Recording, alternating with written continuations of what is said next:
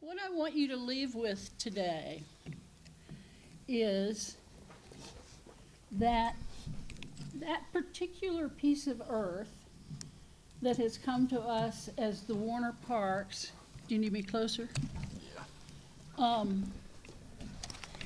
Is really a phenomenally lucky piece of earth because the right people show up at just the right time. And this has been true really from its inception.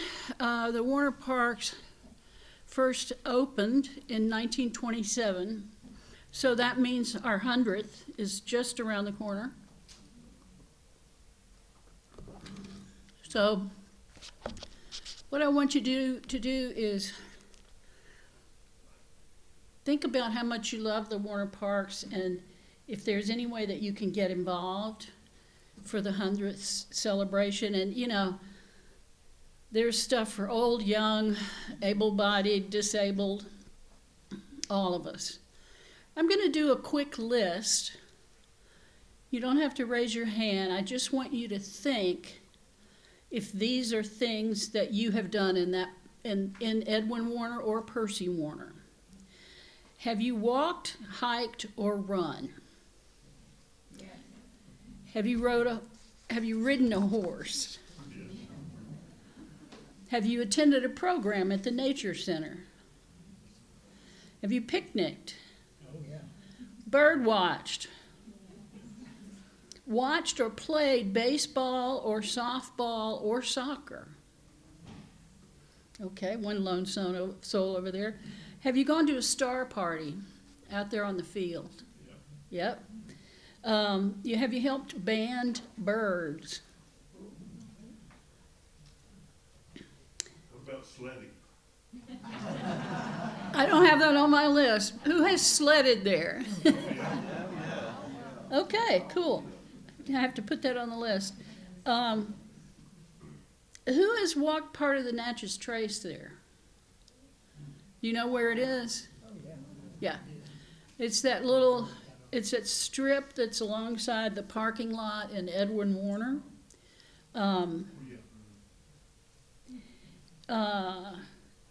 Who's visited a park cemetery? Okay. Splashed in a creek? Flew a model airplane or watched them fly model airplanes? Oh, that's popular. Played golf, attended the steeplechase, ran a marathon or cross country. All right, I've got some hardy ones here. Attended a fundraiser such as Sunday in the Park or the Old Time Pickin' Party. Yay. Admired the Hodge House on Chickering. How many of you knew Laura Lee Knox? Okay. The reason why I do that is to walk your dog. The reason why I do that is to help us remember all the things that the Warner Parks do for us and the opportunities that they give us.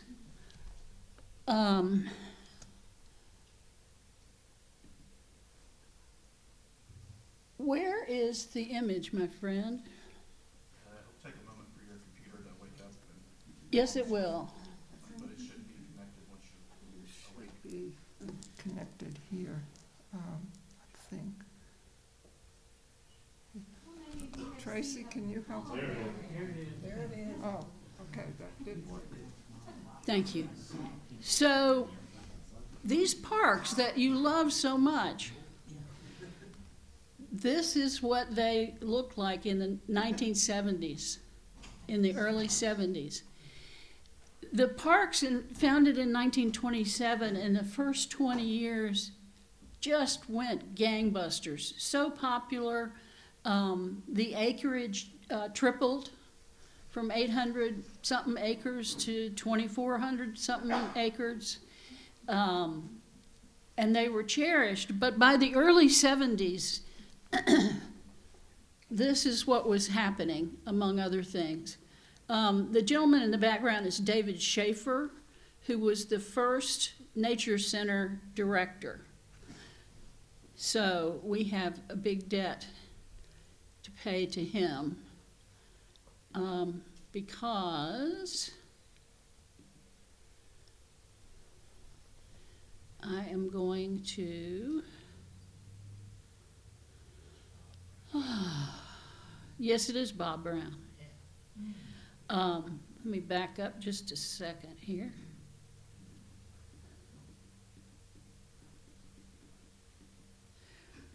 When David Schaefer was the park ranger, he had just the craziest assignment. There had never been a ranger before.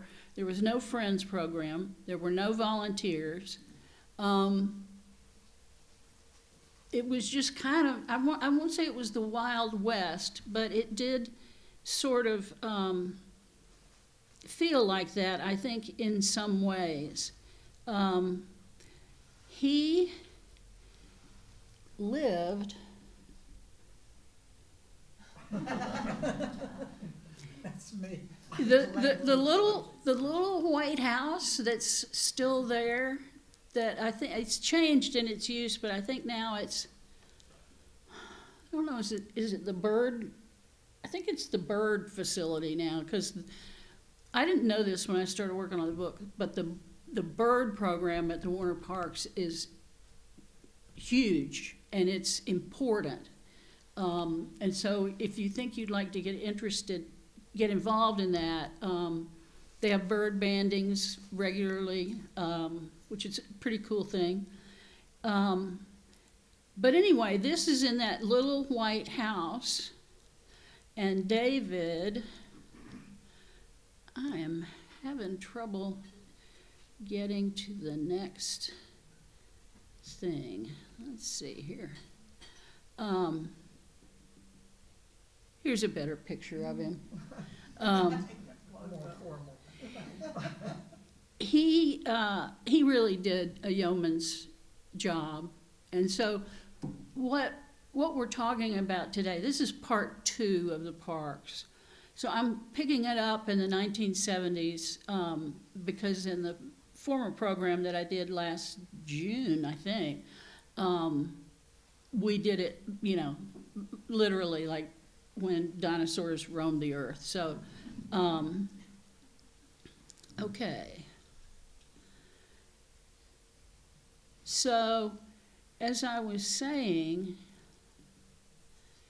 this became one of the fascinating things to me is that when I say the right people appeared, oh God.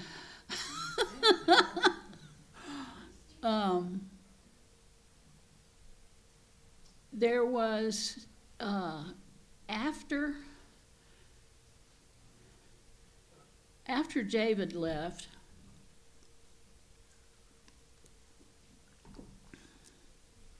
one of the most significant people in the park's history and success, Bob Parrish, and I'm going to find him. What's happening is I'm having to go back and forth between files, which is not ideal. But Bob Parrish and where's Know how to this? make it bigger. No, I just want to get back to where these things came from. Your file list.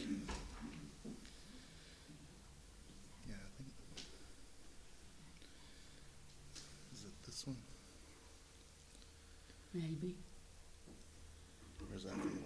No, that was last year. Okay. It's syncing with iCloud. Is that why it doesn't want to move around? Maybe. Don't sync with iCloud.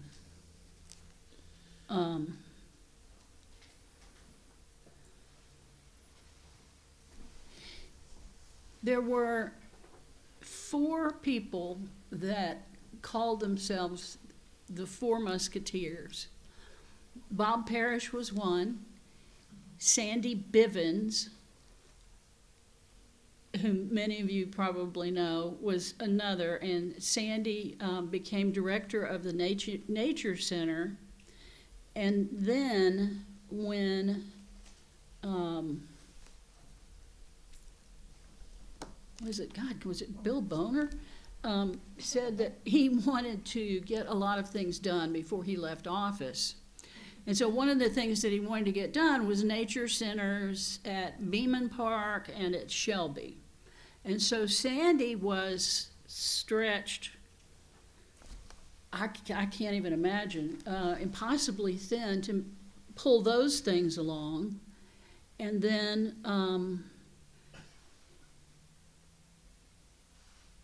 Deb Beasley was the person that if you walked on a trail, and you could walk on a trail and not sink in mud this deep or not have to swat away Japanese honeysuckle, Deb was the one that started the program with teenage kids to clear the trails. The program now is called SWEAT, Special Work Something and Trails,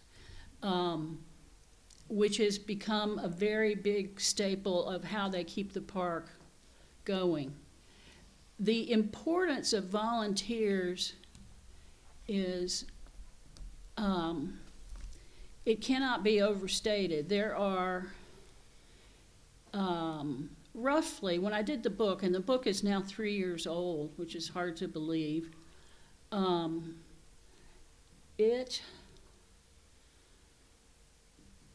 they had 300 volunteers that put in 1,200 hours of work.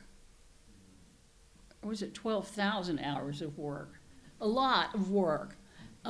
Because the park is, it's much more complex than we think to keep it visible and going and useful. I mean, just from the invasive species program is ongoing, and if you drive the park with some regularity, you will now see that big swaths of the underground have been cut back. And they were cut back from invasive plants. And when they told me that they were about to undertake that, I thought, well, that's a fool's errand. You know, how are you going to ever clear that much stuff? But they're doing it. And it's really, really important, because if they weren't doing it, you really, literally, you wouldn't have a park in 10 or 15 years, because you know how Japanese honeysuckle goes, and the reason why it propagates so wonderfully is those little red berries. The birds just love those, and straight through. Okay, this is where I want to be, I think. So that's another area of concern that, you know, it doesn't really show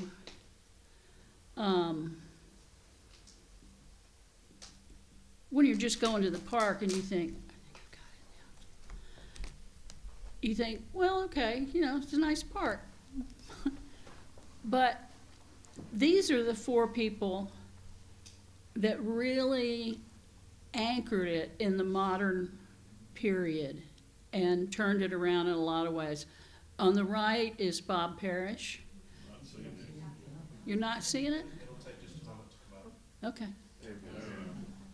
Thank you for letting me know. Bob is with the binoculars. Next to him is Sandy Bivens with the binoculars. Deb Beasley, Miss Trails, is in the short sleeve brown shirt. And then there's a very interesting gentleman to her right, Vanderbilt professor Charles Farrell. He retired from Vanderbilt and he just came to the parks and said, I'm here. And he was a biology professor and he was a fantastic teacher. And he taught not only programs for the general public, but really he educated these other three people in how to run a public park. He was the one that was responsible for starting the species count, which in the Warner Parks book, which I have, if anybody wants to see it, there's a species list that's pretty staggering, and it was kind of a pain in the ass to pull together for the book, to tell you the truth. But I really wanted there to be a stick in the water, so to speak, for us to be able to measure of who was here at this point in time in terms of the species. Also, something that I did not know about the Warner Parks is that it's a huge research facility. Professors from far and wide come here to study just about everything that we've got. And we have a lot, and we have, some things that were thought to be not extinct, but really had not been seen in a very long time. And so, what was the structure in the background of that? What was that picture made? The photograph of the four, there was a structure in the back, like a fireplace or something? Where was that made? yes, that was, and you'll have to bear with me, this information is like 4 years old to me. So if you can imagine trying to pull up stuff. That was, I believe, part of an early Girl Scout facility. When the park was first opened, there was a lot of activity for Girl Scouts and Boy Scouts. The Boy Scouts seem to have had the better end of the stick as far as, the camping thing. And I remember being a Girl Scout, not here, but, our thing was miserable compared to the boys. They got to go do a lot of cool stuff, and we not so much. So, but anyway, that's what that is. My troop camped there, my Girl Scout troop camped there a couple of times, and once in a facility, some kind of building, cabin. Do you remember what year that was? No. Better Mortgage, yeah, right. So this program that I was talking about, one of the ones that was instituted, and it started in the late 70s, I think. It was a government grant. And it has continued very, very strongly. And I love this picture because they all look so happy to be there. And it was really hard work. So that was one of the programs that came along. There's a lot of education programs that have been developed. That is a tarantula. I think that young woman is incredibly brave. Although I've done a series of books on dangerous wildlife, and I'd much rather dance with one of those than I would a black widow any day. Black widows are just so serious. Okay. You've got a great book on predators. Thank you. This is, one of the behind the scenes things that, that's Vera Roberts, who's the current director of the Nature Center, and that's a much broader job than it sounds. She used to also be the beekeeper, as you see here, which she's not anymore, and I don't think they still have bee colonies. But that was something that, if you didn't know was going on in the parks, you wouldn't know. This is another education program. There's Charlie Farrell, the retired Vanderbilt professor.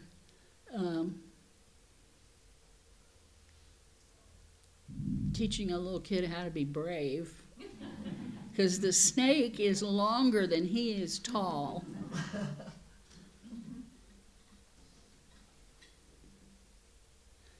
And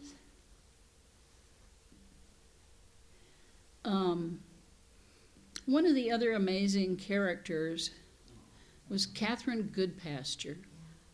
It sounds like some of you remember her. She kind of helped in two ways. She had a piece of property. It's not Owl's Hill, but it's something like that. And she used to open the property for the Warner Parks to have programs there.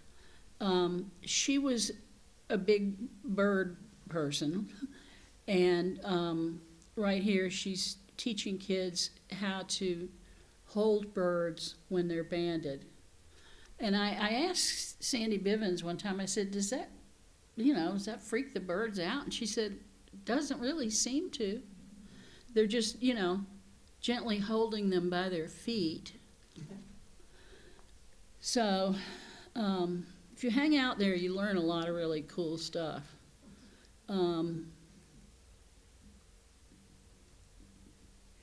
This is another program that Dr. Farrell conducted. They were seining in the Little Harpeth to see what kinds of fish species are there. And I bet that's harder than it looks. And you all feel free to absolutely to ask me about anything, and I will try to answer.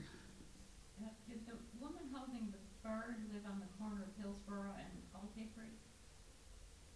I don't know. I don't think so. I have the impression that she lived further out. Hillsborough and Old Hickory. Bird sanctuary.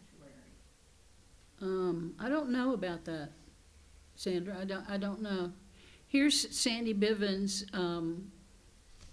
doing a bird banding class with kids, and I kind of love this. They have kids bring toilet paper rolls so that they get used to the idea of having their vision restricted and what it's like to focus, obviously not enlarge. But, I think this is really cool because all these kids are really into it. I mean, just look at them. And the teacher is pleased, always a good sign.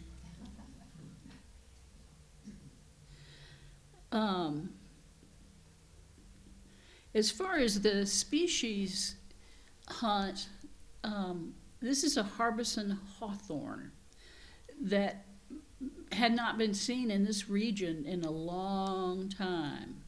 And they found one, and so they have propagated them through the park. And there's one, if you go in the entrance for Edwin Warner, like you're going to go to the Nature Center and you turn left, this hawthorn tree is on the right, and I'm pretty sure that it's marked.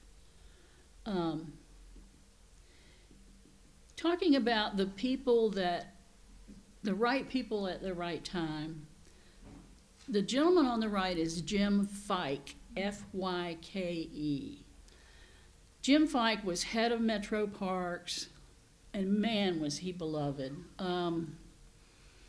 It's clear to me, although I never met him, it's clear to me that Jim Fike was a yes and kind of guy.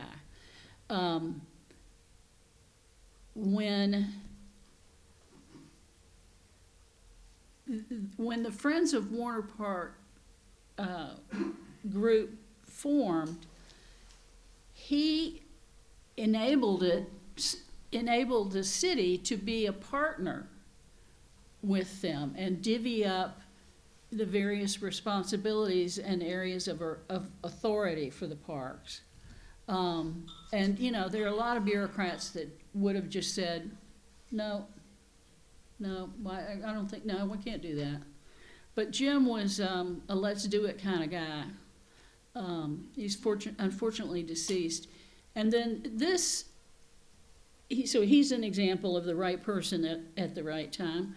To his right is Georgianne Chapman, who was the first executive director for the Friends of Warner Parks.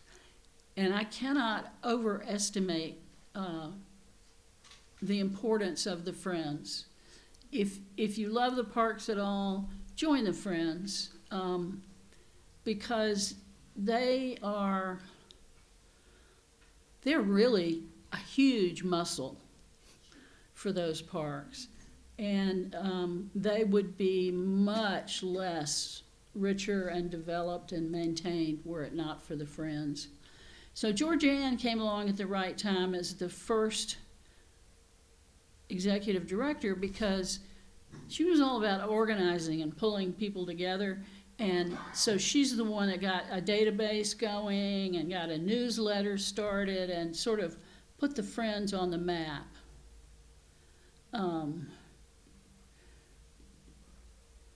This was the banner for the first newsletter, which I thought was kind of sweet. Jeffrey Bunton Advertising. Again, right person, right time, came along, volunteered his company to develop the logo, which is still in use. 35 years later. And they also donated the printing for this early newsletter. Now, some of you, I heard you say, oh, there's Bob Brown. Bob Brown was another angel for the parks. He was actually a banker. And by account of everything that he did for the parks, he must have had a banking life and then a parks life, and that was it. Those were the two things. He led hikes. He led bird programs. He led cemetery programs. He, as it says in the cut line, he hiked virtually every square inch of the Warner Parks. And that beautiful dog, Trouble was her name. She is the exception. She's actually buried there in the Warner Parks. He found her as an abandoned puppy and took her on, and she went to all the board meetings, and was one of those essential dogs.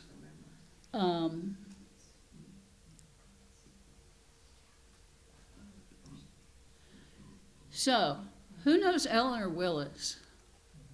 Okay, Eleanor, another person, right time, right place.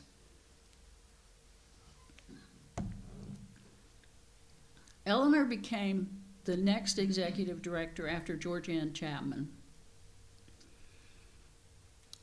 Eleanor was a fundraiser extraordinaire, and that was what the parks needed at that time.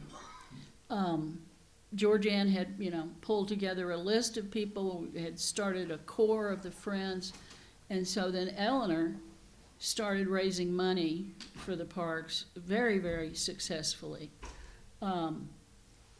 starting events like, you know, the pick-and party and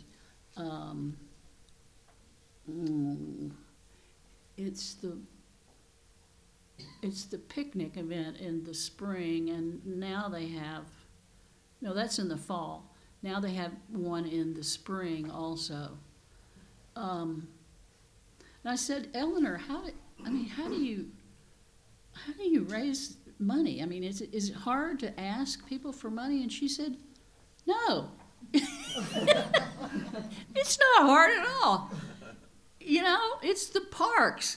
They should feel honored and privileged to be able to give to support these parks. How much do they raise annually? I don't even know what it is now, but it's in the millions. How much is publicly funded You mean like from the government from Metro? or whoever? Whoever.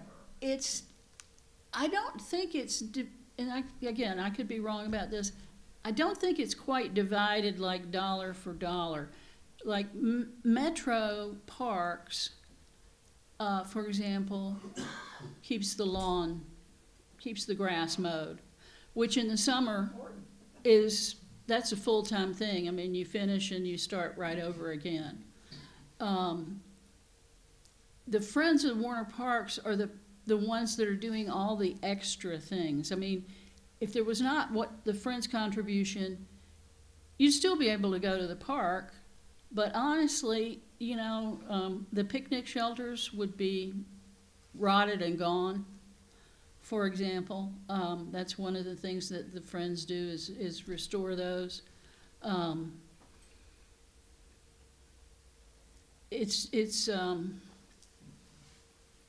Again, I cannot overestimate the importance of the Friends, so I really encourage you to join if you have not and you love the plants of the park and the animals. If anyone remembers the Romper Room television program in the 1950s, Oh, yes. Eleanor Willis was the Miss Eleanor of that Yes, 1950s television. yes, Romper Room. Alex was on it. Come on, honey. Now, you know, we're at a point where we're just starting to lose some of these early people. That's Claire Armstead on the left, and that's Trudy Bird on the right. And they were the first people to be the hosts for Sunday in the Park, which was the first major fundraising event for the Warner Parks. And Trudy, I think she was happily lassoed into being a co-host with Claire. Claire was one of those people that was so instrumental and so low-key. When the parks were going downhill, like you saw in that first picture with dump stuff everywhere, and people cutting through the park late at night when they shouldn't be there, and so on, Claire said, let's have a meeting in my living room. And so she got together, basically, her buddies, and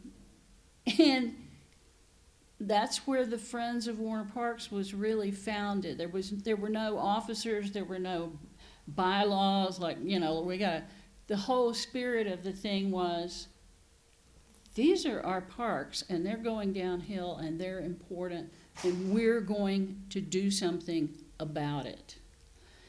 Claire was a quiet partner, really, for so many important things in Nashville. The city really owes her a debt, and she died, gosh, within the last 2 years. Feels like one, so it's probably 2.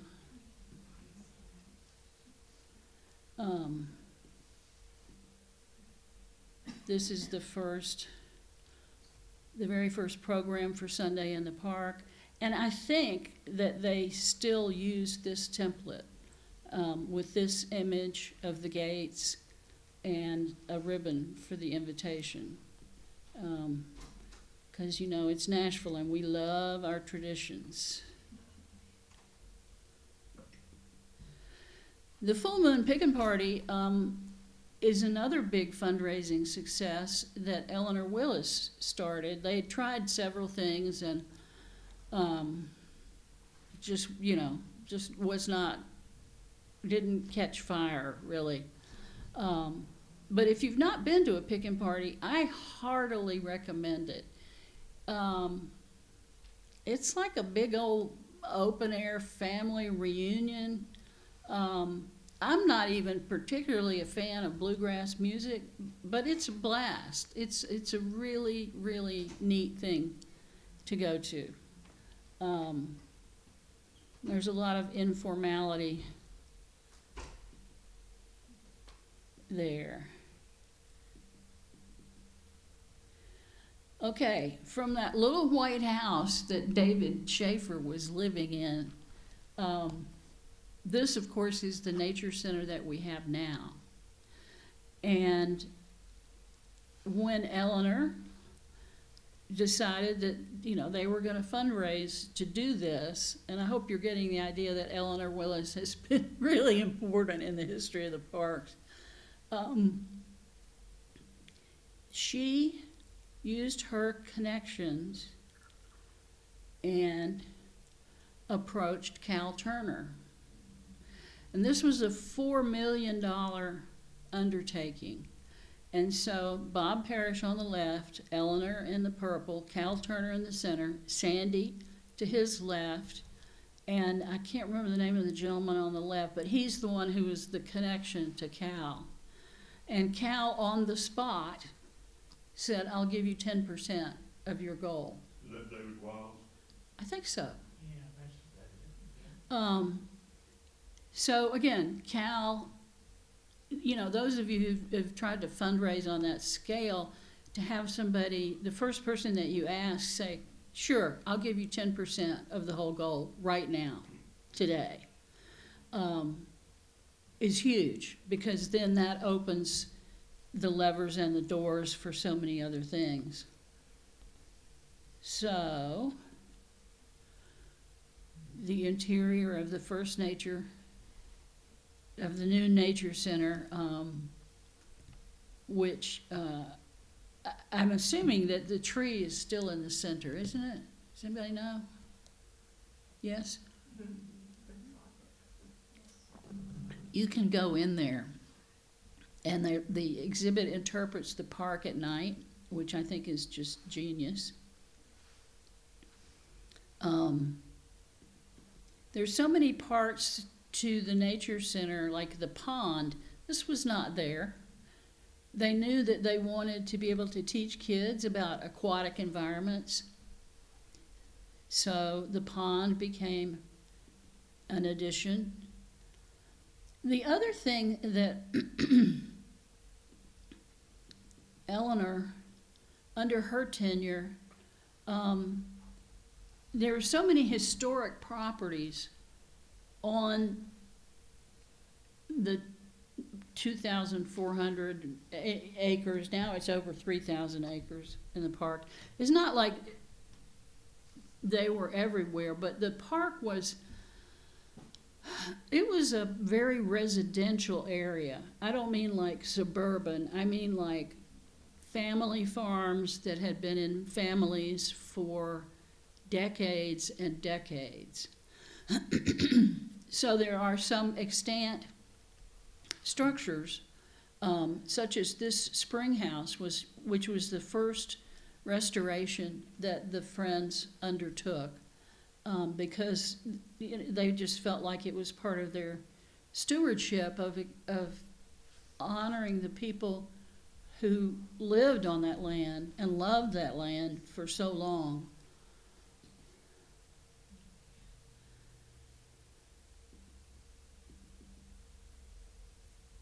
That's beautiful. Yeah, the alley is I'm unfortunately drawing a blank right now on the gentleman who designed it, but he was famous. Brian Fleming. Bryant Fleming, thank you. Famous, well-known architect, and so he designed the LA, and then about actually the LA has been remodeled, not remodeled, but restored twice. The first restoration was sort of a stopgap measure because of the slope of the land. The water erosion was really causing a problem. And then about 7 or 8 years ago now, the Friends decided that they were going to really go in and do it right.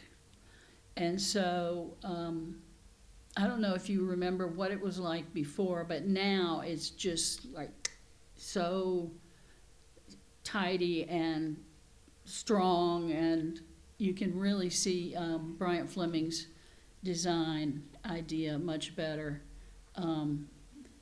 especially up here. And I think I've got an image.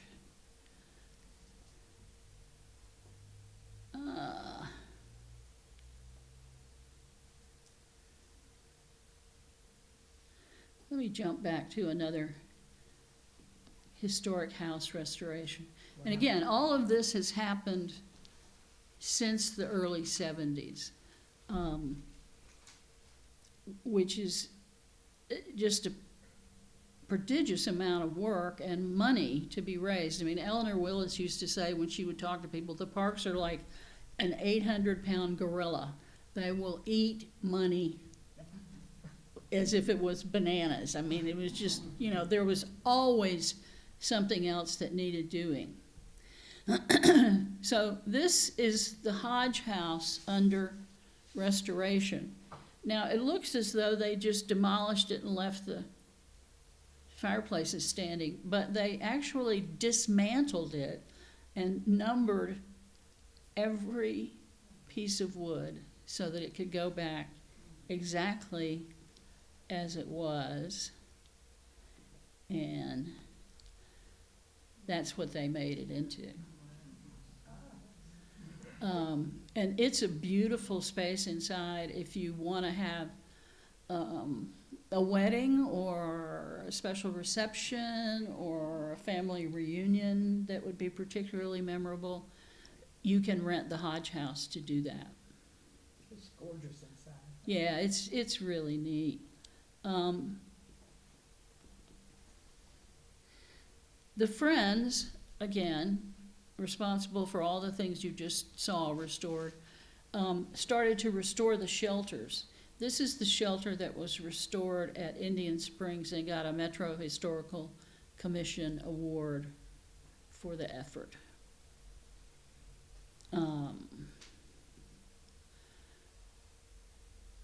And again, people showing up at the right time. Do any of you know Govan White? Okay. He is Percy Warner's great-grandson. And he and his family gave the money to restore the gates. I think it's called, Kim, the pointing, the cement, is that what you call it? Repointing. Yeah. All of the repointing, the cleaning, because it's hard to remember, but these gates were pretty dingy and dirty and tired.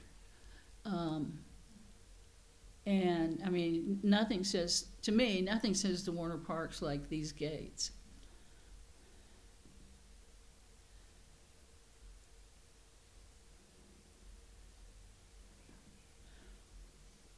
More heroes.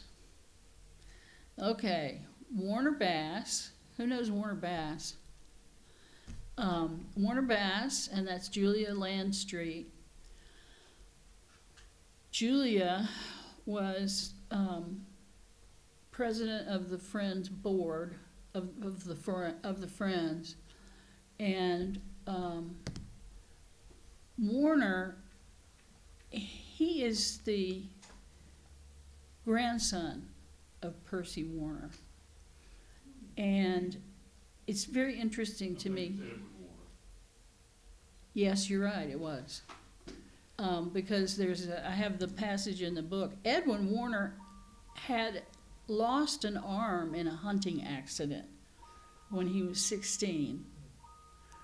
Yet he still rode horseback and played golf, which, having done both of those things, I cannot imagine doing it without two arms. So the tradition has gone down for generations from the Warners, from Edwin and from Percy on both sides, that the people, the descendants, just are very clear that not by any means should they bear the whole burden of the parks, but that they should do their part, and they have unfailingly done that. Julia Landstreet was instrumental during this phase because this is when they raised the money to buy the Hill Forest. And the Hill Forest is that piece of land between 70 and 100. And yes, it's the H.G. Hill farm. The Hill family could have really made a whole lot more money, but they kept saying, okay, well, all right, we'll sell it to you for less. And the friends were having trouble, and they, okay, we'll sell it to you for less. We'll sell it to you for less. Because they really wanted it to be protected. Edwin Warner had a passion for these old growth trees.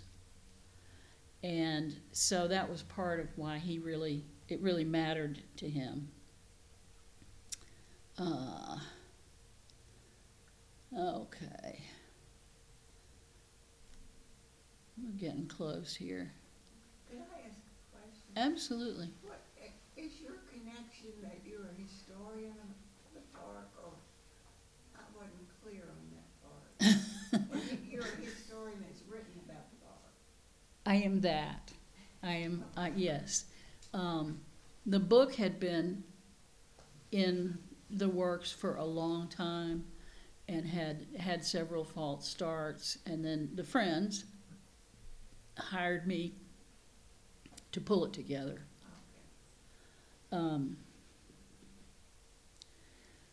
This is Laura Lee Knox. Knox is her married name. Percy Warner was her father. And Laura, she just had a really special affinity for the parks.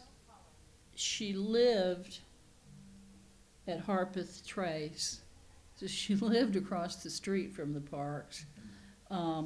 Was over there just about every day. Went to all the Saturday programs with her kids. Went horseback riding with her kids, the star parties, the whole bit. And we lost her just within the last year. And last time I saw her, I went to take her a copy of the book. And it was not particularly a warm day, but she was sitting in her driveway at Harpeth Trace, just enjoying being outside, which is something I feel sure she would tell you she developed from the Warner Parks. And that's what she did every day. She sat outside and looked at those woods. And anyway, she, to the extent that the Warner Parks shaped her, which they did a lot, she was just a lovely, lovely person. So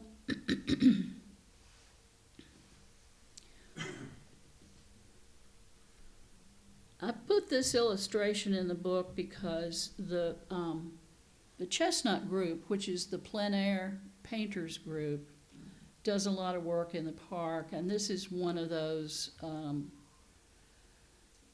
Donna Littleton did this, and I think it's just beautiful. And to me, it was an emblem of how the parks continue to climb up. They continue their ascension toward greatness, toward being an island of not only sanity, but refuge for species of plants and animals that, oh my God, I mean, you know, if the Warner Brothers, Edwin and Percy, had not decided, okay, we're gonna do this with this land, it would be, you know, nothing against Belle Meade, but it would be like Belle Meade. It would be yard after yard after yard. And just briefly, I'll tell you the story. Luke Lee, and I misspoke myself, Laura Lee was Luke Lee's daughter. Luke Lee was a legendary figure, a big man, a senator, a publisher of the Tennessean, a real estate developer, just, he was a lot of things. And when he was a senator in Washington, D.C.,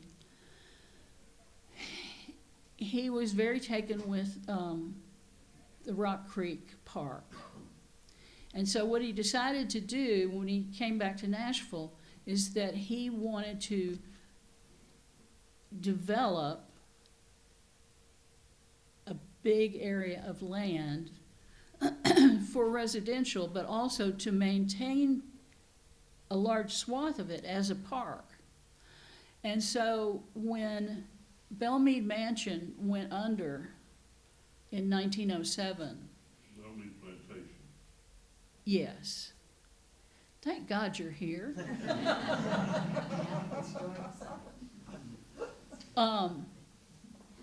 When Belle Meade Plantation went under, he was the driving force behind putting together a small consortium of men who bought the land.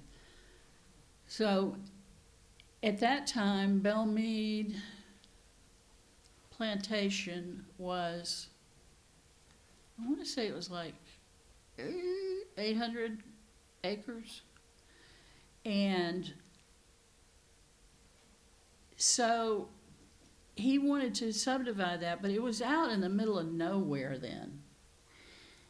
And so Luke Lee was married to Percy Warner's daughter. Okay? Percy Warner, among many things that he did, he was head of the electric company and the trolley company. And so Luke Lee said to his father-in-law, I'll make you a deal. How about this? How about if you run a streetcar line out West End and then give it a turn down the boulevard, what became the boulevard. I'll build this development and that will supply the customers for the streetcars. So Percy Warner said, sure. And so there was nothing illegal about it at all. It was just really smart business. It took a long time for Luke Lee to sell the lots. There's a picture in the book, an aerial shot, and it's still just wild open land, for sure. It took it was a gamble, but obviously it was a smart one. And the reason why Belle Meade Boulevard is shaped the way that it is because the trolley line ran straight down the middle. And that's why that patch of land is there. And so those are the guys really that in the beginning said, okay, let's do this, let's develop it this way, let's make most of it park. The Warner Brothers rode horseback all up and through there to survey where the walking trails should go, where the horse trails should go. They were the ones who stipulated that golf and horseback riding are the only two sports allowed in Percy Warner Park, and that's why everything else, all the baseball and stuff, is in Edwin Warner Park across the street. And it was so named after Edwin by the park board because Edwin gave a good chunk of money to buy that additional land to expand the park. So again, I think the story of the Warner Parks is so interesting because it really is a story of the right people showing up and stepping up at the right time.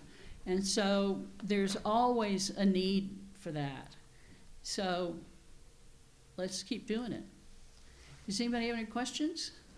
Back here, Yes. the full moon picking part, it Yeah. started a long time ago by Ted Walker out on his farm. Mm-hmm. I forget how the transition happened. I know he got burned out with it, there were too many people. He got burned out and Eleanor approached him, Eleanor Willis, and said, would you mind if we took that idea? And he said, hell no, take it. I'm over it. Have they ever considered allowing commercial interests to operate, growing hay or something, to underwrite the expenses of operating the park and expansion? Not that I know of. I mean, during World War II, the park became essentially a victory garden that fed the people who worked there. But I don't know. They're pretty particular and protective of the park. And somebody wanted me to speak to the additional road that they want to cut in. Yeah. Yeah. How do you feel about that? The horseback riding in the stable was a commercial concession True. that was operated separately from the park. Mm-hmm. And the board decided we don't want to do that anymore when it was just about to fall down. Liability issues about taking care of the bridle paths. I don't think that was it. I think it was the fact that it was falling down and they didn't want to rebuild it. My opinion, and again, I'm not informed on this, but I think you'd have to persuade me pretty hard to do anything that would encroach upon the perimeter of the park. Because mission creep is a real thing. And I don't, I want every inch of those parks and more for the people of Nashville and for the creatures and plants that make that their home. What's that road supposed to do? Where is it supposed to, I mean, I've seen what looks like the beginning of a road, but I think there are several different options. And if somebody knows more about this and can speak to it more intelligently. Well, it looks like they're cutting from Highway 100 yeah. into Cheekwood towards the edge of the park there, but, what are they? I think- They're gonna close the overflow parking lots. Where are the people gonna park once they're in there? I think it's gonna, what I read, again, kind of making this up, is that Cheekwood is gonna take more responsibility for their own parking. But don't quote me because that could be just, Where? I don't know. I don't know. But it is a parking traffic issue that they're trying to solve by Yeah. putting more access to the park. Yes? Are there any plans to reopen Edwin Warner Park for driving through like it used to be? You know, I doubt it. And it between us, it kind of chaps me because obviously I have mobility issues and I used to drive that a lot. And I think what happened was when they were fixing the LA is that they closed it to help with the construction, and then they just never reopened it. So other, Pretty Warner Park. yeah, Did you That's ask for Edwin? Edwin on the other side of Old Hickory Boulevard. I know, so which Yeah. were you asking about? Edwin, because it's been closed a long time and we used to drive through there back in high school days. well, I know the, there's been erosion too, yeah. I know that they've done lots of traffic studies over the years, and it used to be that taking your family for a drive through the park was the thing that you did. On Sunday. But the whole exercise ethic, culturally shifted toward walking. So the walkers just kind of muscled in there, and it's fine. I mean, that's the majority use. But you know, as a disabled person, I too regret that. Yeah, you can go in the golf carts, and it's wonderful. But you don't get to go as many places as you could have. Thank you very much, Lynne. My pleasure.